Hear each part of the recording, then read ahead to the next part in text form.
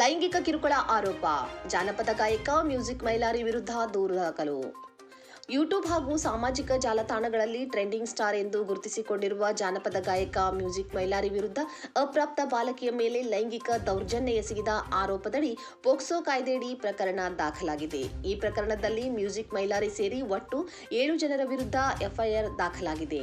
ಬೆಳಗಾವಿ ಜಿಲ್ಲೆಯ ಮೂಲದ music Mylari October 24ರಂದು Bagalkot ಜಿಲ್ಲೆಯ ಮಹಾಲಿಂಗಪುರ ಪೊಲೀಸ್ ಠಾಣಾ ವ್ಯಾಪ್ತಿಯಲ್ಲಿರುವ ಗ್ರಾಮವೊಂದರಲ್ಲಿ ಹನುಮಂತ ದೇವರ ಓಕುಳಿ ಪ್ರಯುಕ್ತ ಆಯೋಜಿಸಿದ್ದ ಆರ್ಕೆಸ್ಟ್ರಾ ಕಾರ್ಯಕ್ರಮಕ್ಕೆ ಹಾಡಲು ಆಗಮಿಸಿದ್ದ ಎನ್ನಲಾಗಿದೆ.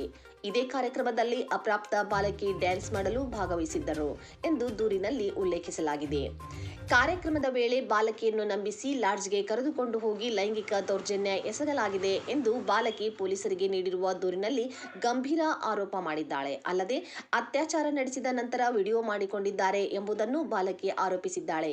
ಈ ಘಟನೆಯಲ್ಲಿ ಮ್ಯೂಸಿಕ್ ಮೈಲಾರಿ ಸೇರಿ 7 ಜನರು ಭಾಗಿಯಾಗಿದ್ದಾರೆ ಎಂದು ದೂರಿನಲ್ಲಿ ಹೇಳಲಾಗಿದೆ. ಸದ್ಯ ಪೊಲೀಸರು ಪ್ರಕರಣದ ತನಿಖೆಯನ್ನು ತೀವ್ರಗೊಳಿಸಿದ್ದು, ಬಾಲಕಿಯ ವೈದ್ಯಕೀಯ ಪರೀಕ್ಷೆ ಹಾಗೂ ಹೇಳಿಕೆ ದಾಖಲಿಸುವ ಪ್ರಕ್ರಿಯೆ ನಡೆಯುತ್ತಿದೆ. ಆರೋಪಿಗಳ ಬಂಧನಕ್ಕೆ ಪೊಲೀಸರು ಬಲೆ ಬೀಸಿದ್ದು, ಪ್ರಕರಣದ ಎಲ್ಲಾ ಆಯಾಮಗಳನ್ನು ಗಂಭೀರವಾಗಿ ಪರಿಶೀಲಿಸಲಾಗುತ್ತಿದೆ ಎಂದು ಬಾಗಲಕೋಟೆ ಎಸ್ಪಿ ಸಿದ್ಧಾರ್ಥ ಗೋಯಲ್ ಹೇಳಿದರು. ನಿನ್ನೆ ನಮಗೆ ಚಿಕ್ಕೋಡಿ ಪೊಲೀಸ್ ಠಾಣೆಯಿಂದ ಒಂದು 0 ಎಫ್ಐಆರ್ ನಮ್ಮಲ್ಲಿ ಬಂದು ಟ್ರಾನ್ಸ್ಫರ್ ಆಗಿದೆ.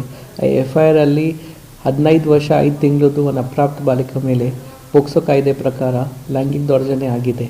ಅದರ ಪ್ರಕಾರ ನಮ್ಮ ಮಹಾಲಿಂಗಪುರ ಸ್ಟೇಷನ್ಗೆ ಟ್ರಾನ್ಸ್ಫರ್ ಆಗಿದೆ. 7 ಜನ ಮೇಲೆ ಎಫ್ಐಆರ್ ಇದೆ. ಅಲ್ಲಿ ಮ್ಯೂಸಿಕ್ ಮಲ್ಲಾರಿ ಅದ್ರ ಜೊತೆಗೆ ಇನ್ನೂ 6 ಜನ ಮೇಲೆ ಎಫ್ಐಆರ್ ಇದೆ. ಆ 0 ಎಫ್ಐಆರ್ ಪ್ರೊಸೀಜರ್ ಪ್ರಕಾರ ನಾವು ನಮ್ಮ ಮಹಾಲಿಂಗಪುರ ಸ್ಟೇಷನಲ್ಲಿ ಎಫ್ಐಆರ್ ಮಾಡಿದ್ದೀವಿ.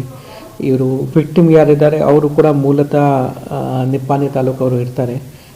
ಅಕ್ಯೂಸ್ಡ್ ಪರ್ಸನ್ ಯಾರಿದ್ದಾರೆ ನಮ್ಮ ಇರೋ ಪ್ರಕಾರ ಪ್ರಿಲಿಮಿನರಿ ಮಾಹಿತಿ ಪ್ರಕಾರ ಅವರು ಕೋಲಾರ ಜಿಲ್ಲೆ ಅವರು ಇರ್ತಾರೆ.